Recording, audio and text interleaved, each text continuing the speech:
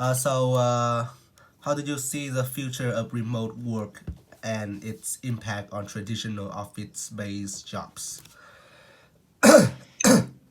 Well, in my point of view, I think that in this digital era, remote working will be like improve better and better day by day. So I think in like no long distant future, in the near future, remote working will be increasing. Will be increased. Like a big amount. Like people will change to remote work more than office work. Like original traditional office work, because like I think remote work has so many benefit to both the company and the employee. So I think maybe in the far future, remote work will be replaced the traditional office work, but I think it's really really far. Um, but I think that office traditional office setups will be like more um, will be a better choice because online is not always good. It's just convenience, but you will like lack of emotional connection and like face to face connection that, and it will like significantly damage your mental health. Um, so that's my opinion about remote work in the future. What skills do you believe most important for success in the modern workplace? So, talking about working in a modern space, I initially the first thing to cross my mind would be the ability to at least like know the basics of computer, but then I think again, to be honest, we are in the 4.0 era, the fourth industrial revolution, and things are escalating pretty fast. And you know, each month, each day, there are new technologies, there are new device that has been created, has been promoted, things like that. And sooner or later, maybe those things we are using today, like computer or mobile phone, would be completely like irrelevant. Maybe maybe they have like 3D, like 3D screen in the future, things like that. So I would say that the ability to adapt, to be resilient, is the most important skill that you need to have. Well, you might say that adaptability and resilience is my a lot more like a correct character, character trait, but I don't think so, because it's not like everyone is born with this kind of mindset. And to learn how to to adapt and to constantly learn to improve yourself is a more like a skill to me.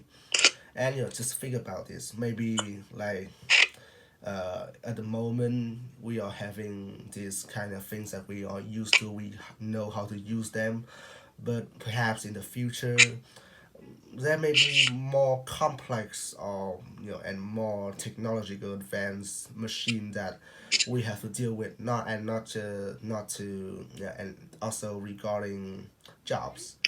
I'm pretty sure that there will be a lots of occupation that will completely be autonomous in the future, which mostly like worker, builder, those people who offers their strength to their job, which can be replaced. So uh, right now, we as our next generation, if we learn the skill to adapt and to be resilient to challenge and new things, I would say it's a very handy abilities to have for the modern workplace. So how has historical events shaped the identity of your country? I think each country with their own history, and history is an important part of every country cultural and like they're traditional because like um, history will like tell the community of that country about like um how was their ancient live or was the like the big event in their history, so it would help them to understand who they are. History also like shaped our communities, so we'll have to promote them like sustainability of the existing structures and control of our communities nowadays. This will also like serve the identity of our nation because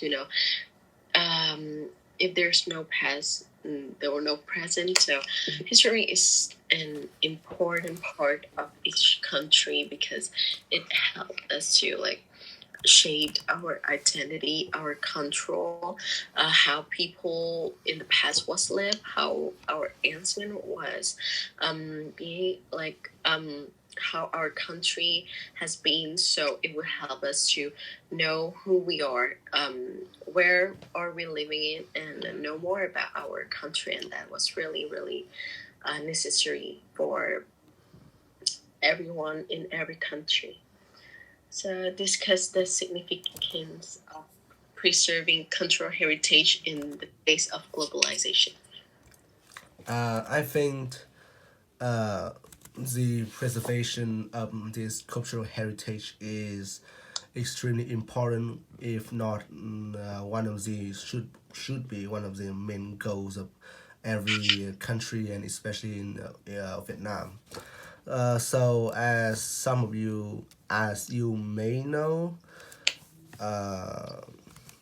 especially our country, we have been, through a lot of wars and domination, and that our culture is kind of like a mix of maybe there's some French, there's some America, there's some China, but at the end we still as the distinct country as the one and only Vietnam, and that is the impact of preservation. So what I'm trying to say is that by preserve this culture, by preserve our nation spirit and pride, we have to distinct ourselves from other countries.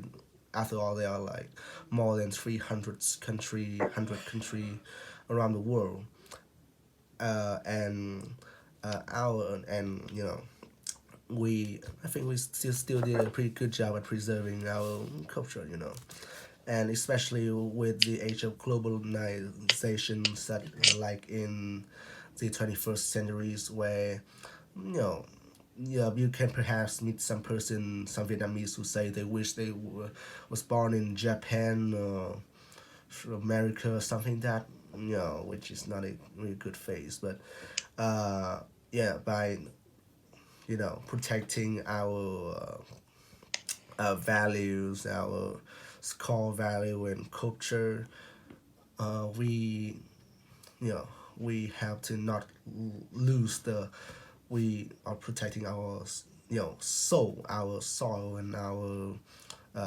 pride as a country. And I probably think that is the impact, and that is the importance of uh, cultural heritage preservation, I guess so.